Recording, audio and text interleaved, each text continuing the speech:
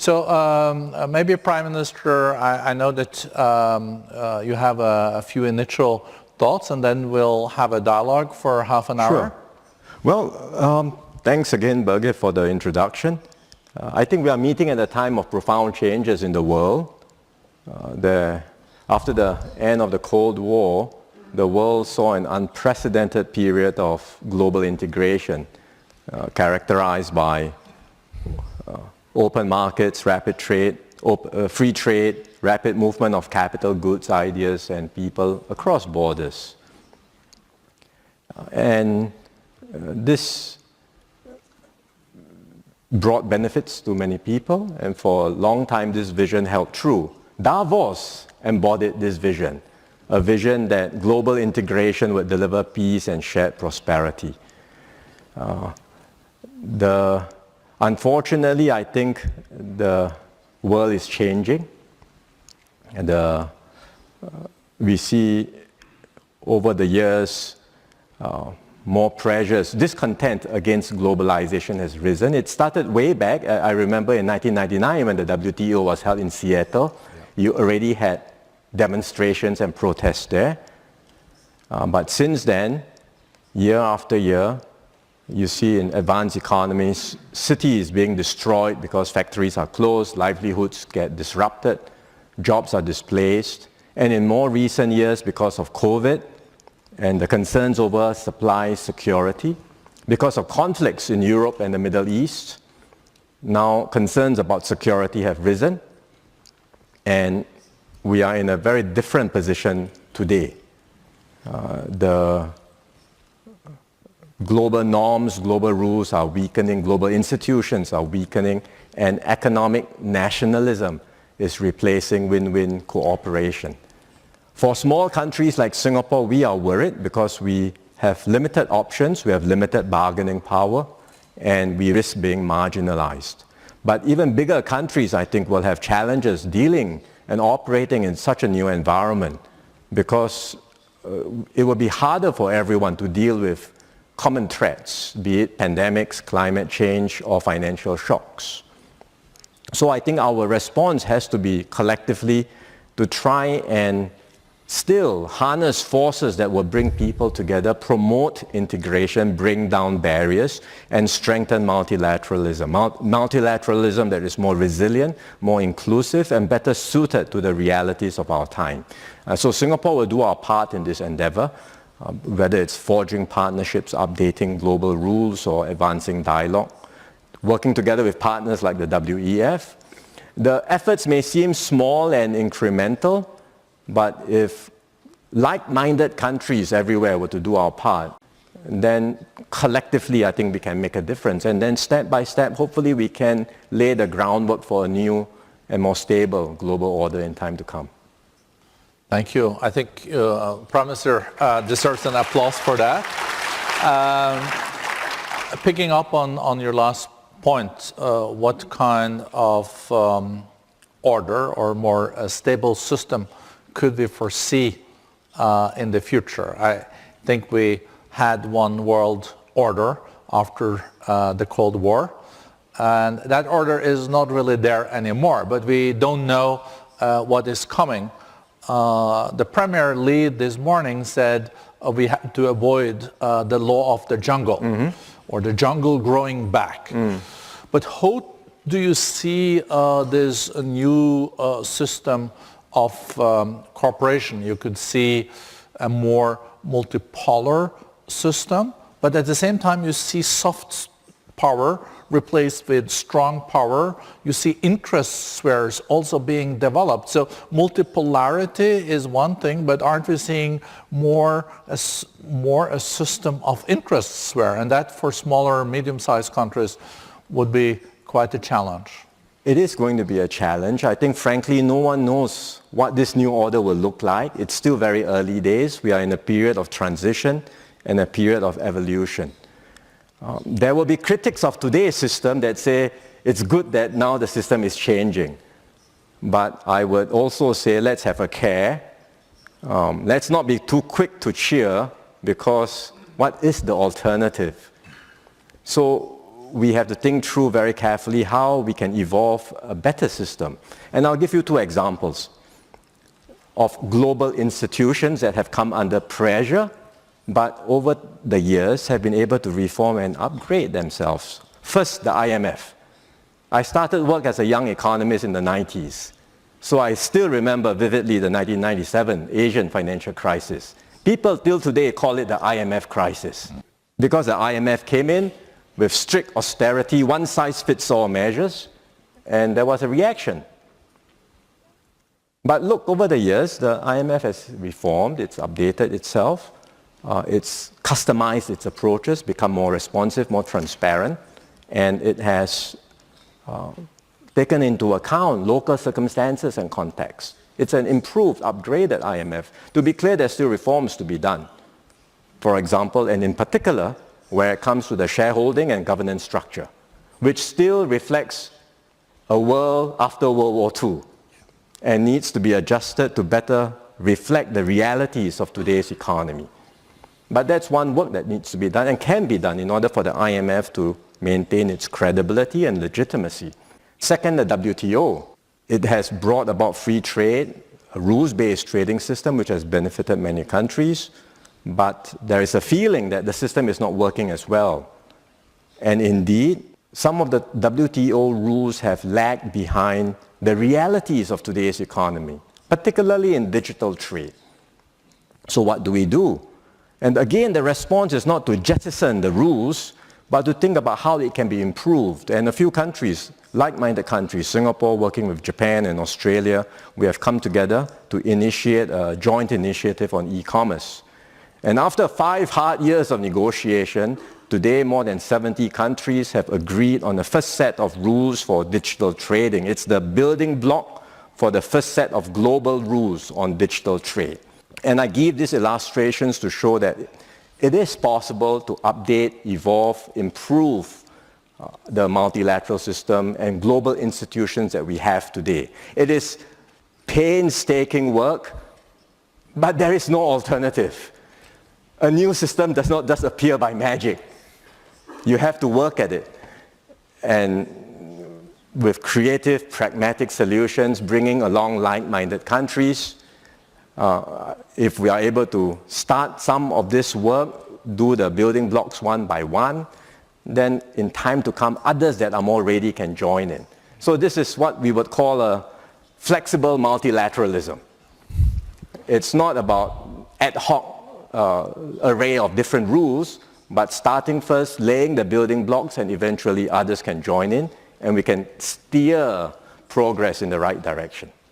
It's very interesting, this notion of flexible multilateralism, because congratulations on getting an agreement around, I think what they call these plurilaterals on this e-commerce. It means that countries that have common interests come together, and now we have more than 70 of them, yes, and forming like trade rules in e-commerce. That's right.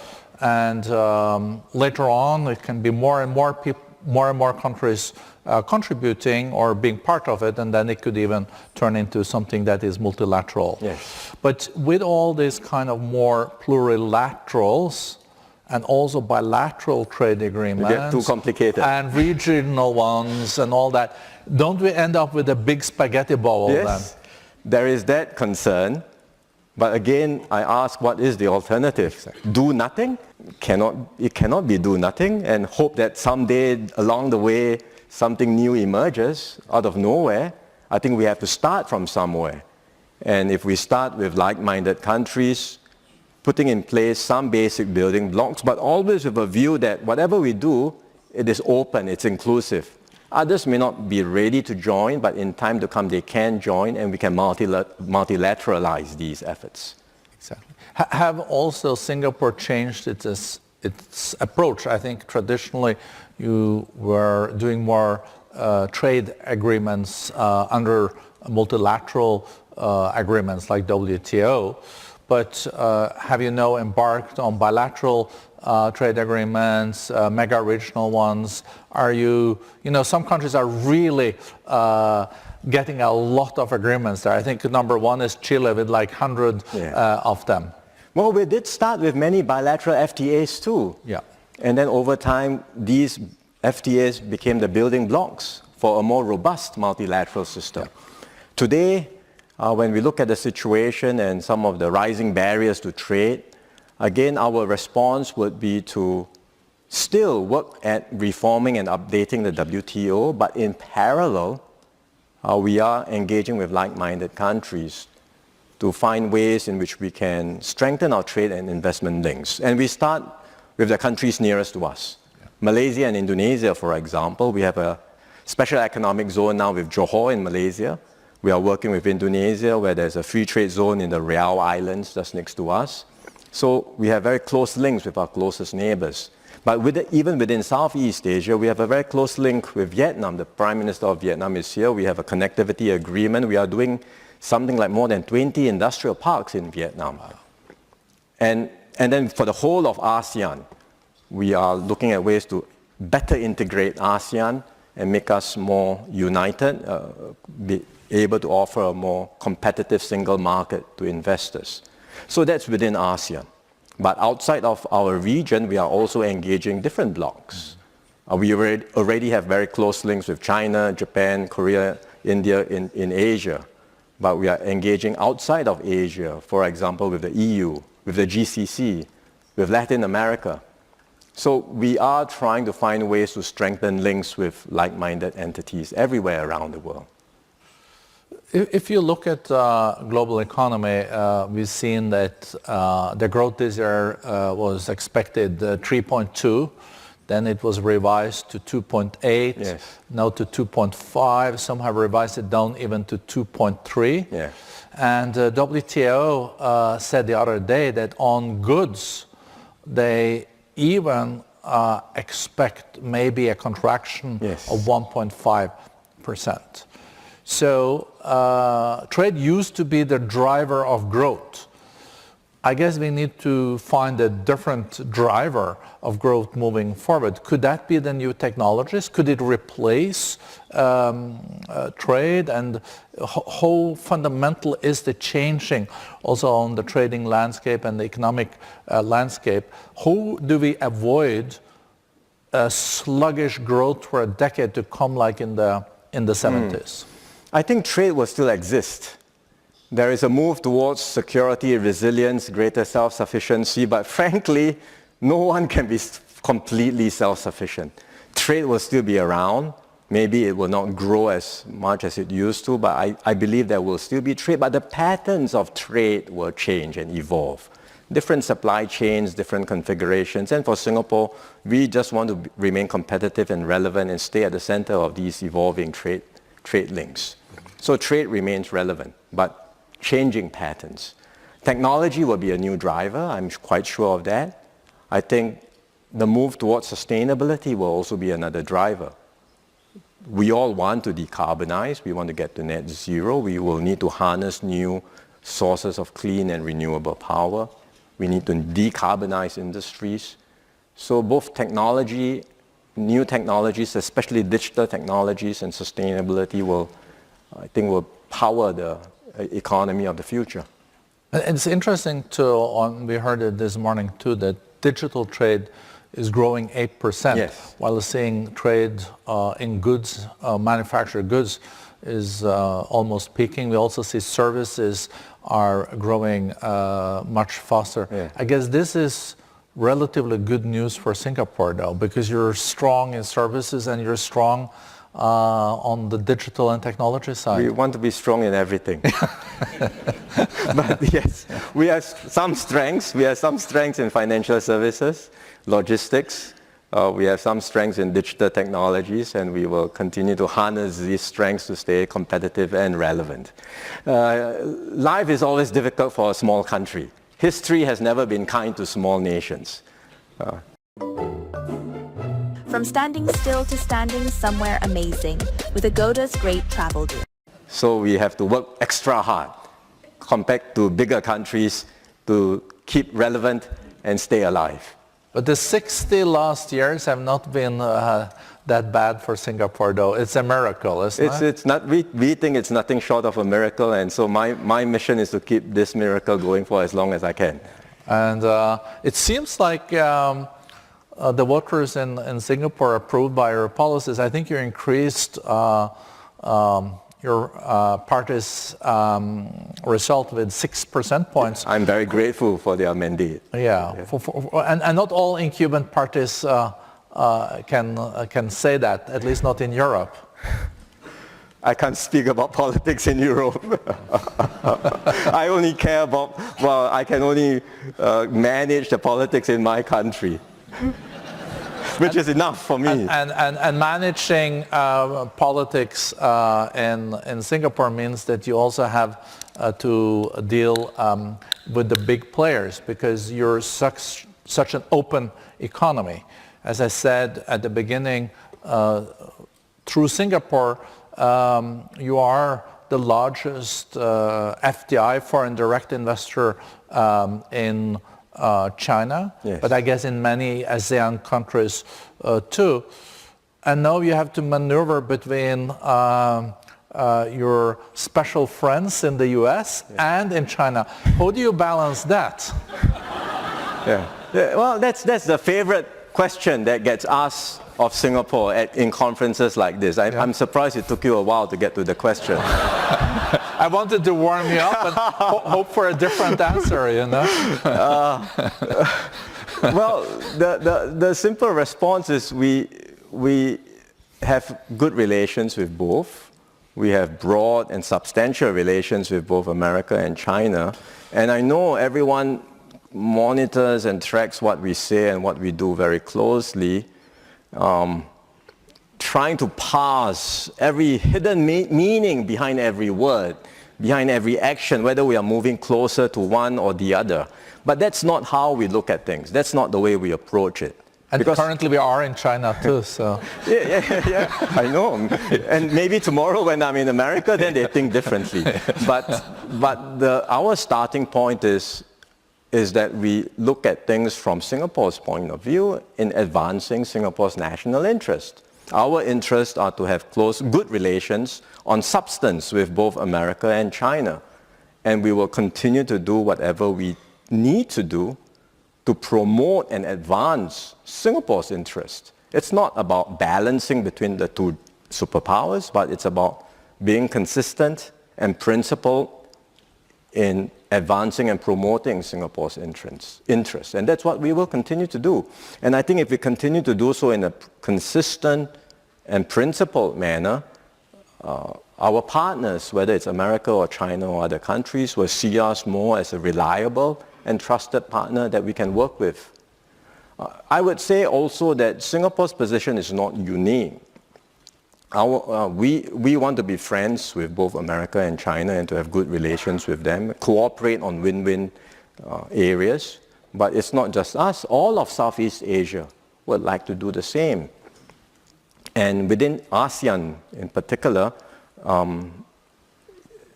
no single country in ASEAN may have that same size and scale. But when you add ASEAN up altogether collectively, we are not small. We have considerable heft. We are 700 million people, a sizable economy.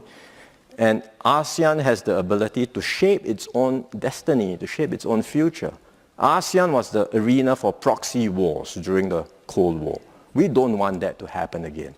So ASEAN's approach is very clear. We reject zero-sum competition. We embrace engagement with not just America and China, but with other major powers. And we want all to be engaged in this region, in Southeast Asia. America is the largest investor still in Southeast Asia. China remains the largest trading partner. We want both to be actively engaged. We want other major powers to be actively engaged. And we want the region to be an open and inclusive arena where people have stakes in the region and we can all work together for shared prosperity. And ASEAN will work towards that objective. But ASEAN is quite a diverse group too. It is. So, hence the work to integrate and to make ASEAN stronger and more united. How is the single market going? becoming better and better each and every day. With baby steps or big steps? Yeah, we will keep trying. I would say, if you think about it, there is already a very intricate supply chain connecting ASEAN. You can have, for example, cotton from the Philippines being spun in Thailand, dyed, and then stitched together into garments in Vietnam or Indonesia and exported to the world. And shipped out of Singapore? Possibly out of our ports, with HQ in Singapore, with R&D done in Singapore. So it's an entire ASEAN supply chain, which it already exists today, and we are continuing to find ways to bring down barriers. We are largely tariff-free today, but I think the barriers are also in non-tariff areas. And we are trying to find ways to bring down barriers, to integrate our economies, our payment systems, a whole range of things to make ASEAN more competitive and to offer ourselves as that single market to investors. Prime Minister, you said that your role is to advance Singapore's interest and also to be a reliable partner. But is it more complex today because of the fragmented geopolitical landscape we're faced with to advance interest than in the past? For sure. I readily acknowledge that. My job is harder. And sometimes you can end up between a rock and a hard place. But it doesn't seem like Singapore has ended up there so far. So far, no, and we hope we won't end up there as well. If we end up in a hard place, it's not just us. Many other countries will also end up in a hard place, and I think the consequence of that will be disastrous for the world. So we hope we will never get there. We were very close to almost a full-fledged war in the Middle East. It could have also ended up with spreading to the Gulf countries. Yes. And it seems like this is cooling or calming down. We hope so. Yes. And then we have, for the first time, a major war in Europe happening. How worried are you for the future that we could again see wars happening? And even if you're seeing sluggish economic growth today, just imagine if the war between Israel and Iran had spread and a closure of the Strait of Hormuz would have happened. It would have had devastating consequences. What can we do to mitigate the risks? And the NATO meeting is happening now, and they're increasing their aspirations to 5% of GDP to the military. Yeah. Who would have thought that? It was controversial. Last time I was at the NATO meeting, it was controversial to go up to 2%. Yes. As I said just now, it's a different world because the accumulation of discontent against globalization, as well as a combination of recent experiences with COVID and security concerns, have led to a situation where today security is a paramount concern of many countries. And so it's not just about military spending, it's about more resilient, more secure supply chains, for fear that along the way, if something were to happen, if push comes to shove, I need the supplies, but it's not forthcoming. And no country wants to end up in that position. So it's understandable that countries are concerned, governments are concerned, and responding to this concern. But I think we should have a care about abandoning the concept of economic integration, because integration cannot guarantee peace, but I think it certainly gives us a better chance for peace than a me-first approach. The more countries prioritize their own private national interest and allow the common global or shared interest to go down the drain, the more we will all be worse off. That lesson is so clear from history. So let's not repeat the mistakes of history. I think that's it's a very important reminder. coming back to the tariffs and trade, what has your dialogue with the U.S. administration been so far? What is Singapore faced with? Oh, we got 10% tariffs. That is relatively good deal, though, isn't it? I heard about 140%, but I think that's no 50, isn't it? Well, if you look at the facts, we have an FTA with America. America has a surplus with us. So on the basis of the FTA and the fact on the trade balance, we should have a 0 tariff, not a 10% tariff. But I think America has decided that 10% is their baseline tariff, and they are probably not going to go below 10%. So we have been engaging the officials, but that I think is their sort of mindset at this stage. But I know that other ASEAN countries have higher tariffs than us, and they have been also engaging their American counterparts. And we hope in time to come, when America makes a decision on the reciprocal tariffs, that it will be able to bring them down, at least closer to 10%, if not 10%. If indeed 10% is going to be the baseline applied to all countries. And I think it's also important to remind ourselves that, we're getting used to 10%, but this is still very high. It's 3 times higher than it used to be on average from the US. So it's already quite substantial. Yeah, that's why I've said that we are in a new era where there will be more barriers to trade. And we have to accept these realities. Not that we think it's a good idea, but these are the realities that we have to work with. And in the meanwhile, countries that would like to promote and advance the agenda for free trade should come together and work in different formats, different platforms, whether regional or plurilateral platforms, to advance the agenda for free trade. And Singapore will be the first to lead the charge on this. Singapore has always been at the forefront also when it comes to technology. Just go to the port of Singapore and it is just mind-boggling what you're faced with. With Gen AI, with the robotics, with the synthetic biology, with also now satellites, but also space, there is so much happening.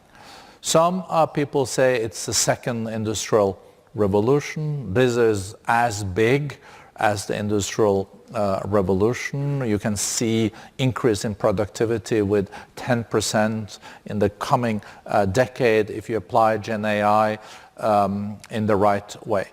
Could you, when we're getting now at the end of this dialogue, say something about how do you assess the magnitude and the paradigm shift we're faced with in these technologies, and how do you position your own country to be at the forefront?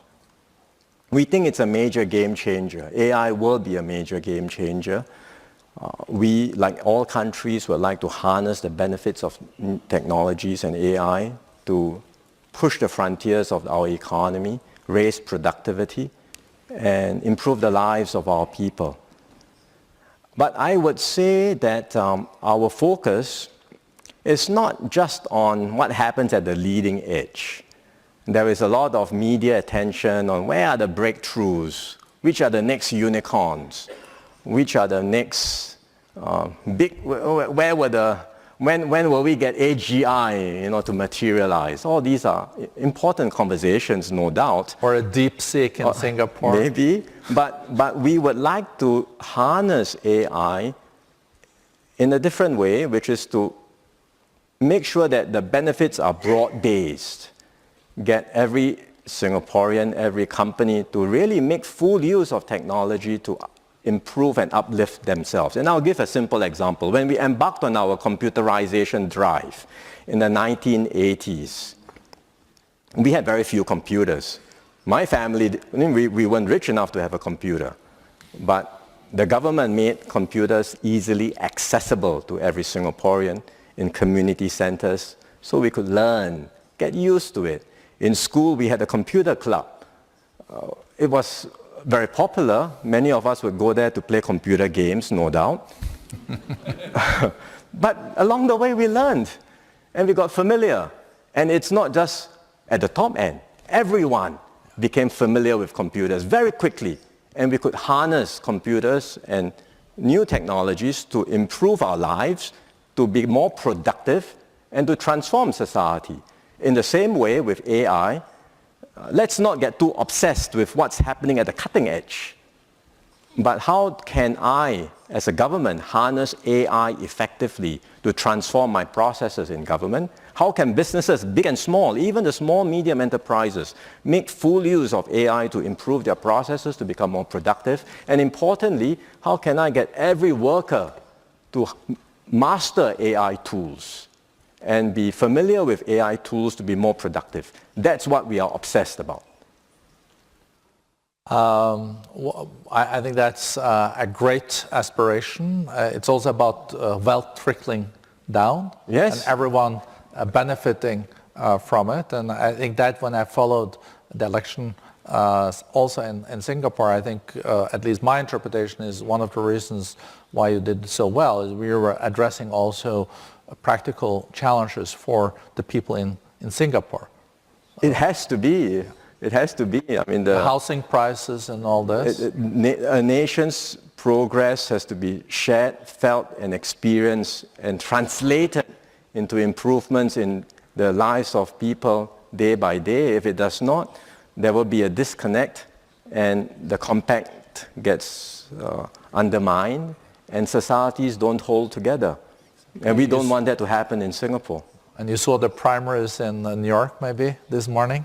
I've not been keeping track. No, but I think we should look it up. That shows also that if things are not addressed, it can lead to also frustrations. But Prime Minister, so good to have you here. Thank you. I really enjoyed the discussion and also learning from your thoughts. So thank you very much. Thank you. Very good to talk to you. Thank you very much. Thank you.